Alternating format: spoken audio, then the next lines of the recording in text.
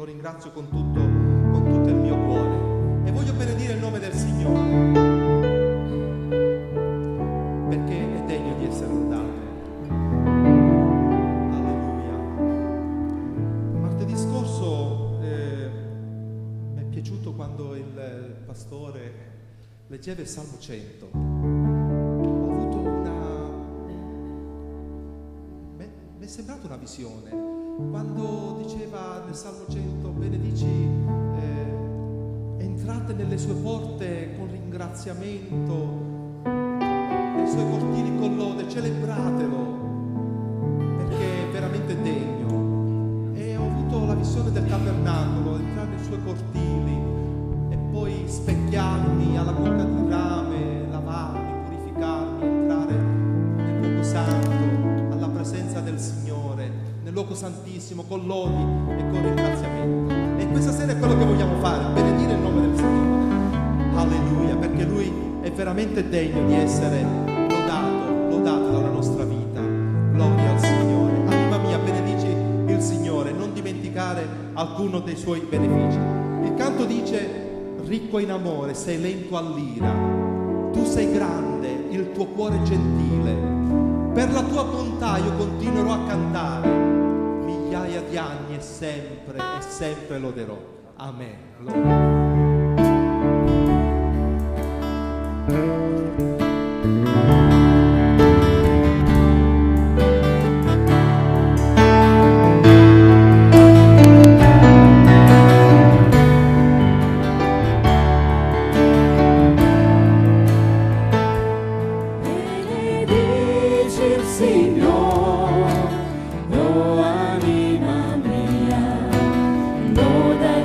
Santo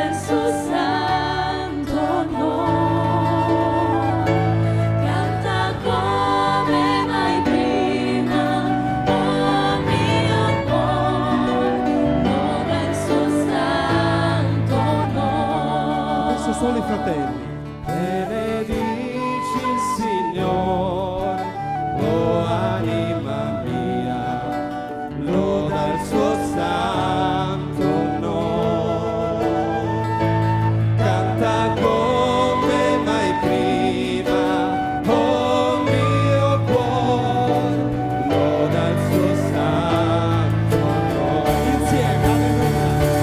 Benedici il Signore, oh anima mia, loda il suo santo nome, canta come mai prima, oh mio cuore, loda il suo santo nome, loda il suo santo nome, loda il suo santo nome. Adoriamo il nome del Signore, eleviamo a Lui la lode.